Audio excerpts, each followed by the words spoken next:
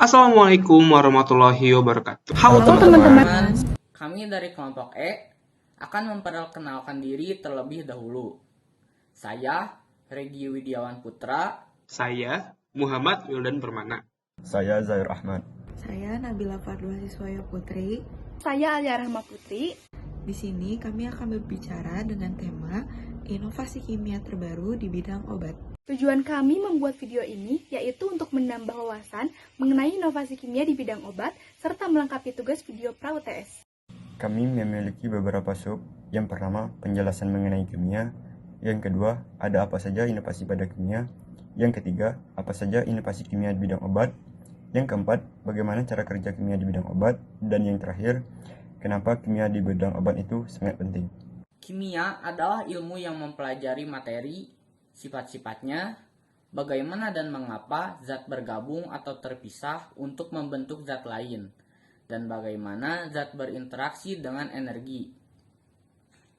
Kimia menyediakan pedoman untuk menyesuaikan sifat-sifat zat yang ada, agar dapat memenuhi beberapa kebutuhan atau penerapan khusus dan menciptakan bahan yang benar-benar baru, yang dirancang sejak awal agar memiliki sifat tertentu yang diinginkan. Tanpa disadari, bahan kimia telah digunakan secara luas dalam kehidupan sehari-hari. Kegunaan bahan kimia akan terus meningkat dan manusia akan senantiasa memerlukan bahan baru. Dalam hal inilah, ilmu kimia memainkan peranan strategis dan krusial untuk pengembangan kualitas hidup manusia. Selanjutnya, ada apa saja sih inovasi pada kimia? Pada dasarnya, inovasi kimia meliputi seluruh bidang yang ada di dunia ini, seperti halnya bidang industri, bidang pertanian, bidang peternakan, bidang kesehatan, bidang material, bidang lingkungan, dan juga lainnya. Jadi, inovasi kimia meliputi seluruh hal-hal yang ada di dunia ini, bahkan di lingkungan sekitar kita.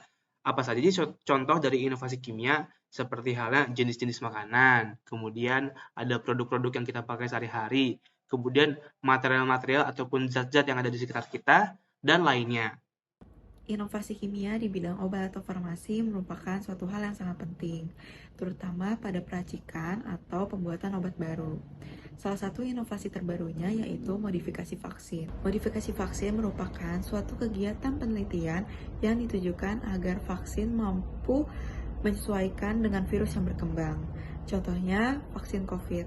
Seperti yang kita tahu, apabila kita ingin melakukan vaksin COVID, kita memiliki beberapa tahap, seperti tahap pertama, dan booster kedua. Lalu, bagaimana cara kerja kimia di bidang obat? Ilmu kimia memainkan peran yang tak ternilai di bidang kesehatan. Salah satunya adalah sebagai obat. Obat dibuat dari sintetis kimia berbagai senyawa untuk membantu manusia dan hewan sembuh dari berbagai penyakit. Cara kerja obat di dalam tubuh dibagi menjadi 4 tahap.